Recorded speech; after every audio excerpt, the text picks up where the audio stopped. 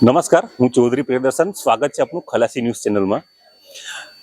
હોળીના આગલા રવિવારે ભરાતો દર વર્ષે ગુડીગઢનો મેળો કે જેના આ અસલ મંદિર છે, એના અસલ મંદિર વિશે જે ગુડીગઢ બાપુની મેળો ભરાવાની જે શરૂઆત થઈ હતી તેના ઇતિહાસ, કે આ ગુડીગઢ મેળો શા માટે ભરાય છે એ બધું જાણવાનો આજે આપણે પ્રયત્ન કરીશું.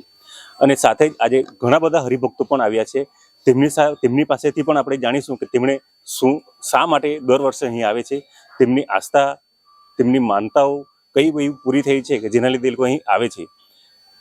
ઘણા બધા હરિભક્તો એવા હોય છે કે તેઓ રવિવારે ગુડીગઢના જાત્રાના દિવસે આવતા હોય છે, પણ મોટાભાગના હરિભક્તો કે તેઓ રવિવારના આગલા દિવસે કે એના 2-3 દિવસ પહેલા લોકો આવી જતા હોય છે. એનું કારણ એટલું હોય છે કે મેળાના દિવસે ખૂબ મોટી સંખ્યામાં લોકો અહીં ઉપસ્થિત થતા હોય છે અને આ ભીડ પસંદ આટલી મોટી ભીડમાં લોકોને ચાલવા માટેની પણ તકલીફ પડતી હોય છે. અને એના કારણે લઈને લોકો મેળાના આગલા 2-3 દિવસ પહેલા પણ લોકો આવી જતા હોય છે. તો આજે આપણે એવા હરિભક્તો સાથે આપણે પણ મુલાકાત કરીશું. આપણી સાથે જૂના મંદિરના ટ્રસ્ટી નરેશભાઈ ઈશ્વરભાઈ ચૌધરી, કે જેઓ મંદિરના ટ્રસ્ટી છે, એમની પાસેથી આપણે ગુડીગઢ બાપુને સંપૂર્ણ ઇતિહાસ, સાચો ઇતિહાસ જાણવાનો પ્રયત્ન કરીશું. આજથી 4-5 પેઢી પહેલાં જે બાપદાદાના વડવાઓ જે એક્સપાયર થઈ ગયા અને જે ખતરું પૂંજતા હતા અમારામાં, અને જે પાડીઓ દેવ તરીકે માનતા હતા, એ બાપદાદાની અહીંયા સમાધિ મૂકવામાં આવેલી છે.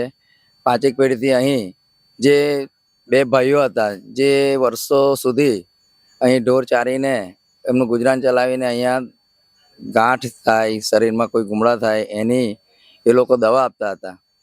પણ જોગાનું જોગ 2 ભાઈઓ હતા, તો હોળીના આગલા રવિવારે એક મોટા ભાઈનો એક્સપાયર થયું, બીજા વર્ષે એનો નાનો ભાઈ તે બી હોળીના આગલા રવિવારના દિવસે એક્સપાયર થયા. એટલે તેમની બેની માનતા માની લોકો ત્યારથી એમની માનતા રાખે છે ને એમના માનતાના એમના આત્માને પૂજીને એ લોકો બાધા આખરી રાખે છે કે જો મારી આ ગાંઠ કે મારું આ દુઃખ દૂર થશે તો હું તમારા નાળિયેર કે જે દીવા દિવેટ કરીશ તેની બાધા રાખે છે. ને એ ત્યારથી આજે 2-5 પેઢીથી ચાલતું આવેલું ગાયકવાડ સરકારથી જે સાલિયાણું મળેલું અમને જાગીરદાર કુટુંબમાં, એ જાગીરદાર કુટુંબના આજ સુધી આ વંશપરંપરાગત મેળો દર હોળીના આગલા રવિવારે ચાલે છે અને આજ સુધી ચાલતો રહે. વંશપરંપરાગત પહેલાં કીકાભાઈ ગુમાનસિંહ, ત્યાર પછી મોહનભાઈ કીકાભાઈ, પછી ઈશ્વરસિંહ મોહનસિંહ જાગીરદાર, પછી અમે 4 ભાઈઓ જીતેન્દ્રકુમાર, નયનકુમાર, અજીતકુમાર, ઈશ્વરભાઈ અને નરેશભાઈ ચૌધરી, જે હાલ એમનું સંચાલન કરી રહ્યા છે. બાપા એટલે એ છે ને ગોવાળિયો હતો. જાગીરદાર કુટુંબની અંદર 2 ગોવાળિયા ઢોર ચરાવવા માટે લાવેલા. તેમાં એ બંને ભાઈઓ 12 ગામની જાગીરી ચાલતી, એમાં 12 ગામના આ જાગીરદાર કુટુંબના જે ઢોરો હતા ને એને ચરાવવા માટે લાવતા ને પછી અહીંયા ગોઠ બેસાડતા આ જગ્યા પર બપોર થઈ જાય એટલે પેલા ઢોર પેલા આ ઝાડ નીચે બેસી જાય અને પેલા લોકો આરામ કરે. ને એ છોકરાઓ હતા ને એ લોકો છે તે કેમ પેલા આંબલી પીપળી રમે, આપણા આદિવાસી લોકો આમ તેમ એ રમે, તે રીતે આ લોકો પેલો આ ગુડીગઢ બાપુ હતા એનું નામ ગુલિયો, એના ભાઈનું નામ તો અમને ખબર નથી, પણ એ ગુલિયો જે ખરો ને એ નાનો છોકરો જ હતો 12-15 વર્ષનો. એ ઝાડ નીચે બેસી જાય, પથ્થર પર બેસી જાય. પછી સાથેના જે ગોવાળિયાઓ હોય એ પેલા બાળકો રમે કે મને આ વસ્તુ થયેલી છે, પેલો પથ્થર પર બેસી જાય. એ દેવી પુરુષ જ હતો હકીકતમાં. તે પથ્થર પર બેસીને તને શું થયેલું છે, તો મને આ થયેલું છે. તો પેલો ગુવાળીઓ તે લંગડાતો જાય, કંઈ આમ તેમ વાંકો વળીને જાય. પછી પેલાને કહે કે ભાઈ મને આ થયેલું છે, એટલે પેલો છે તે કંઈ આમ કરીને ભભૂતિ જેવું એમ લગાડી દે તે જગ્યા પર. આ રીતે હકીકતમાં એ હકીકત બનવા માંડી પહેલાંથી, કે એના કહેવાથી સારું થઈ ગયું, થવા માંડ્યું એમ. એટલે આ લોકવાયકા ગામની અંદર પ્રસરી.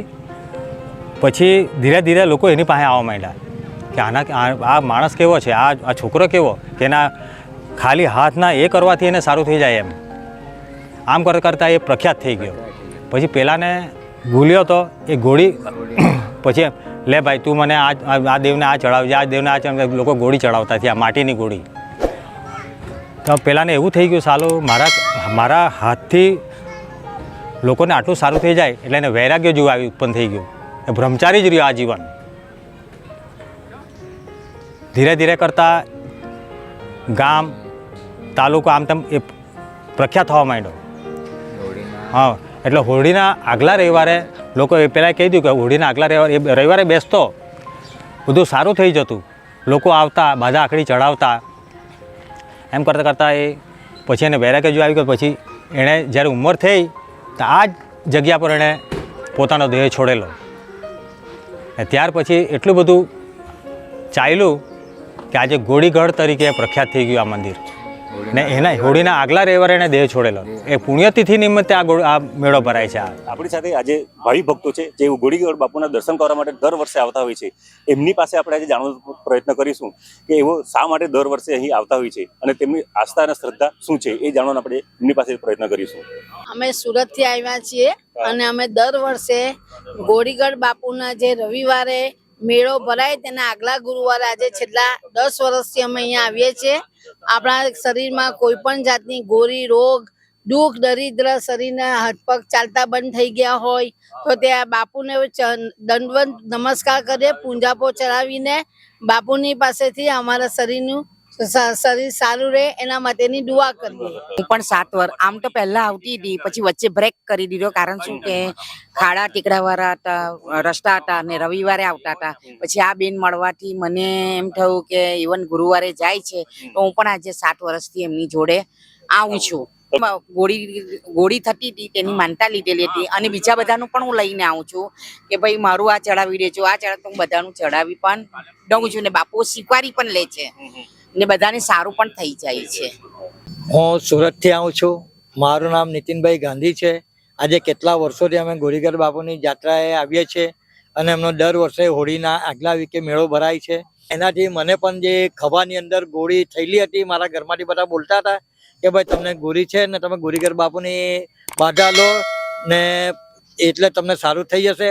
તો મેં બાધા લીધી છે અને મારે જે બરદાની અંદર ગોળી જેવું થયેલું હતું તે સારું થઈ ગયું છે અને મેં ગોળીગઢ બાપુની એક ગોળી મુકાઈને બાધા મારી પૂર્ણ પણ કરી છે. અમે દર 2 વર્ષથી આવતા છે અને હું જ્યારે લંડનથી આવું ને ત્યારે અહીં આવું જ છું. અને ગોળીગઢનું જે તમે માનો એ અને બાપાને જોઈને એટલી શાંતિ થઈ જાય ને કે પરમ શાંતિ. એકચ્યુઅલી હું નવસારીથી છું. હું દર વર્ષે બહુ આવવાની ઈચ્છા કરતી હતી, વર્ષોથી ઈચ્છા કરતી હતી પણ આવતું જ નહીં હતું. ગયા વર્ષે એવું થયું કે અમે અહીંયા 1008 જે પેલું જૈન મંદિર છે ને ત્યાં આવ્યા હતા ને ત્યાંથી અમને ખબર પડી કે હમણાં જ સમયમાં ગોળીગઢની જાત્રા છે. તો એકચ્યુઅલી મેં પ્લાન નહોતો કર્યો ને મેં આવવાની ખાલી ઈચ્છા જ કરી હતી પણ હું એમ જ એના સમયે પહોંચી ગઈ. એ મારા માટે બહુ મોટી અનુભૂતિ છે કે મેં બાપુને યાદ કરતી હતી પણ મારાથી આવતું નહીં હતું પણ એમણે જાતે જ મને બોલાવ્યા ને હું જાતે પહોંચી ગઈ. તો ગયા વર્ષે એવું આવીને આ વર્ષે પણ અમે એવી કોઈ પ્લાનિંગ નથી કરી. યાદ પણ નહોતું કે અમને અઠવાડિયા પહેલાં જવાનું હોય છે પણ આ વખતે બરાબર એ જ સમયે જે રીતે અમે ગયા વર્ષે 1-2 દિવસ પહેલાં પહોંચી ગયા હતા બસ એ જ રીતે આ વખતે પણ અમે અજાણતા જ પહોંચેલા છે. અમારું કોઈ પ્લાનિંગ નહોતું પણ એમ કે આપણે શ્રદ્ધા રાખે છે તો બાપુ બોલાવે છે. હા, એ અમારી સૌથી મોટી અનુભૂતિ છે. બધા ભાવથી અહીંયા આવો, તમને બ્લેસિંગ મળે જ છે ને મળે જ છે. અને એના દ્વારે બોલાવે છે ને એ મોટી વાત. એ મોટી વાત ને છે. 2 વર્ષથી અમે 2 સાથે જ આવીએ છીએ ને અમે બધા જ અહીંયાના આધ્યાત્મિક જો સારી જગ્યાના દર્શન કરવાના એ તમારા માટે સૌથી મોટા બ્લેસિંગ છે. કારણ કે એના બોલાવા વગર કંઈ થતું જ નથી. ઈચ્છા તો ઘણી